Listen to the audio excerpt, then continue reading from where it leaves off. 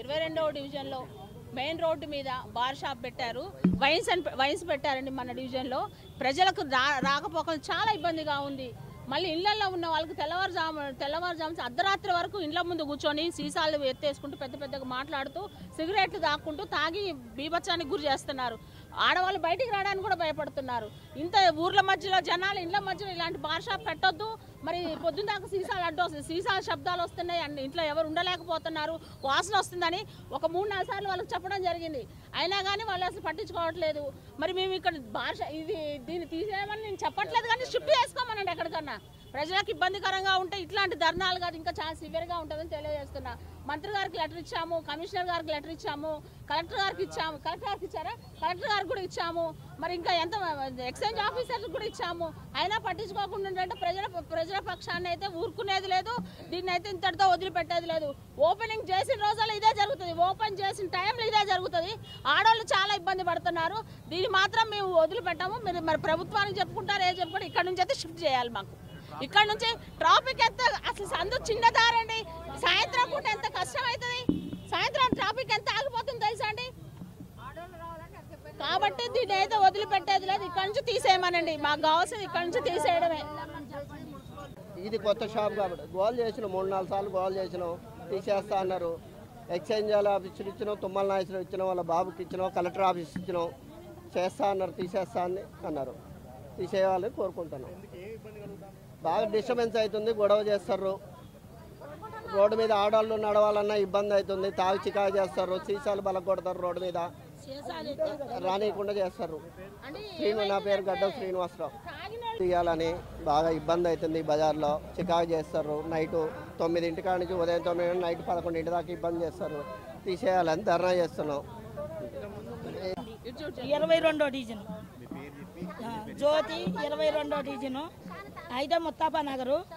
ఏం చేస్తున్నారంటే beer shop కాడ దాగి ఆడోళ్ళు పోవడానికి లేదు, ఆతలేపు శేషాలు ఇసిరేస్తున్నారు, కొట్టుకుంటున్నారు. ఆడోళ్ళు ఎట్టబోతారండి? మీరు అమ్మినప్పుడు జాగ్రత్తగా ఉండాలి. మీరు ఎట్ట అమ్ముతున్నారు? మీరు శేషాలు ఎక్కడ సరిపోలే, వాళ్ళు ఏడ తాగుతున్నారు, ఏడ చెందుతున్నారు అర్థం చేసుకోవాలి. ఆడోళ్ళు ఎట్టబోతారండి? ఆడోళ్ళు బావాలంటే భయం అవుతుంది.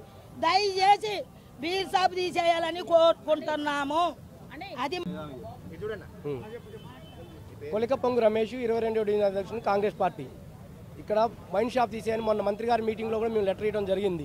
తర్వాత ఏసీపీ గారికి కూడా లెటర్ ఇచ్చాం. ఇక్కడ ట్రాఫిక్ సమస్య, ఆడవాళ్ళు బయటికి రావాలని చాలా ఇబ్బందిగా పడుతుంది. 5 నుంచి 8 లోపు ఇక్కడ కదలడానికి లేదు. తాగిన వాళ్ళు కూడా గొడవ చేస్తారు లేడీస్ మీద, లేదా డబ్బులు గుంజుకోవడం, సెల్లులు గుంజుకోవడం ఇట్లాంటివి జరుగుతుంది. ఇక్కడ పబ్లిక్ కూడా చాలా ఇబ్బందిగా ఉంది. ఏరే ప్లేస్లో పెట్టుకుంటే మేము పెట్టుకోము, ఇక్కడే పెట్టాను యజమాన్యం అదే పట్టుబట్టి ఇప్పుడు 2 సంవత్సరాల నుంచి ట్రై చేస్తున్నాం. మంత్రి గారు అనగా మార్చుతామని చెప్పినా కానీ ఇది వాళ్ళు ఏమి చేయట్లేదు. ట్రాఫిక్ సీఏ గారు స్పందించి ఇక్కడ ఎమ్మటే ఇట్లాంటి వెహికల్స్ లేకుండా, వ్యాపారస్తులకు ఇబ్బందులు కలగకుండా, ఇళ్ళకి ఇబ్బందులు కలగకుండా ట్రాఫిక్ కానిస్టేబుల్ ఏర్పాటు చేయాలని మేము కోరుకుంటున్నాం.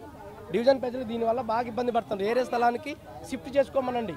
మేము కోరేది ఏంటంటే ఏరే స్థలానికి షిఫ్ట్ చేసుకోమండి. ఇక్కడ నుంచి మా డివిజన్ ప్రజలకు ఇబ్బంది కలగకుండా ఉండాలంటే ప్రజానికానికి షిఫ్ట్ చేసుకోమండి, అంతే మేము కోరేది.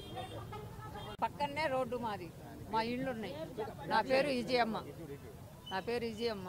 మాకు చాలా ఇబ్బంది అవుతుంది. తాగి వచ్చి ఆ రోడ్డు మీద కొట్టుకుంటారు మా బజార్లోనే.